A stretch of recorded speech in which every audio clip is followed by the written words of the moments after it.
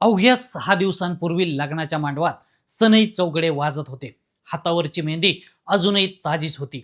नव्या संसाराची स्वप्न डोळ्यात होती आणि माहेरी जाण्याचा आनंद चेहऱ्यावर झळकत होता. पण नियतीला कदाचित काही वेगळंच मंजूर होतं. माहेरी जाण्यासाठी घराबाहेर पडलेल्या एका नववधूचा प्रवास तिच्या आयुष्याचा शेवटचा प्रवास ठरेल याची कल्पनाही कोणाला नव्हती.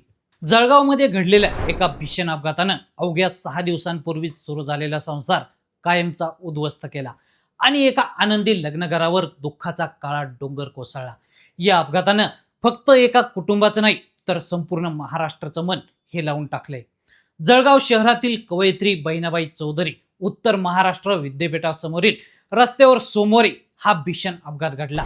या अपघातात 21 वर्षीय वैशाली भाऊसाहेब पाटील यांचा जागीच मृत्यू झाला. त्यांचे काका रावसाहेब पाटील गंभीर जखमी झाले. त्यांच्यावर उपचार सुरू आहेत. वैशालीचा विवाह 7 जुलै रोजी मोठ्या थाटामाटात पार पडला. दोन्ही कुटुंबांमध्ये आनंदाचं वातावरण होतं. नव्या आयुष्याची सुरुवात झाली होती. लग्नानंतरचे धार्मिक विधी पूर्ण झाले, देवदर्शनही झालं आणि त्यानंतर माहेरी जाण्याचा दिवस ठरला. सोमवारी वैशाली आपल्या काकांसोबत दुचाकीवरून माहेरी निघाल्या. नव्या घरच्यांनी हसत हसत निरोप दिला, पण कुणालाही कल्पना नव्हती की हा निरोप अखेरचा ठरेल. दुचाकी विद्यापीठासमोरील रस्त्यावर पोहोचली आणि काही क्षणातच सर्व काही बदललं. भरधाव वेगानं आलेल्या एका 4चाकी वाहनानं त्यांच्या दुचाकीला पाठीमागून जोरदार धडक दिली. धडकेचा आवाज इतका मोठा होता की परिसरातील लोक घटनास्थळी धावत आले. मात्र तोपर्यंत खूप उशीर झाला होता. वैशाली रस्त्यावर दूर फेकल्या गेल्या. गंभीर दुखापतीमुळे त्यांचा जागीच मृत्यू झाला.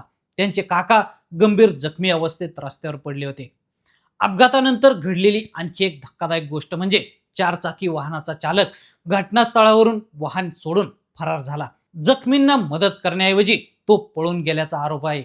पोलिसांनी तातडीने घटनास्थळी धाव घेत वाहन जप्त केले आणि फरार चालकाचा शोध सुरू असल्याचं समजतंय. ही बातमी वैशालीच्या माहेरी आणि सासरी पोहोचताच दोन्ही कुटुंबांवर अक्षरशः दुःखाचा डोंगर कोसळला. अवघ्या 6 दिवसांपूर्वी ज्या घरात लग्नाची गाणी वाजत होती, पाहुण्यांची लगबग होती, तेच घर काही क्षणात शोकमग्न झालं.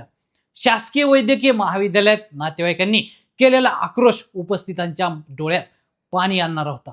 लग्नासाठी जपून ठेवलेल्या आठवणी आता आयुष्यभराची वेदना बनून राहिल्या. हा अपघात फक्त एका कुटुंबाचं दुःख नाही तर आपल्या रस्ते सुरक्षेवरही गंभीर प्रश्न उपस्थित करणारा आहे.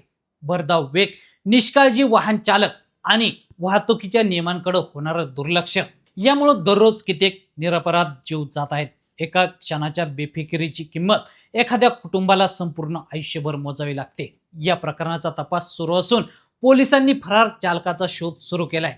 अपघातामागचं नेमकं कारण तपासातून स्पष्ट होईलही. दोषींवर कायदेशीर कारवाई देखील होईल.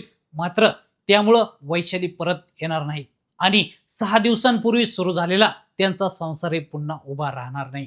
एका बाजूला लग्नाच्या आठवणी, दुसऱ्या बाजूला अंत्यसंस्काराची तयारी. आयुष्य इतकं अनिश्चित असू शकतं याची जाणीव करून देणारी ही घटना आहे.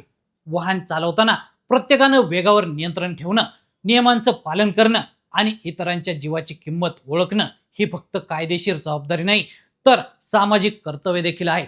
हे समजून घेणं अत्यंत गरजेचं आहे.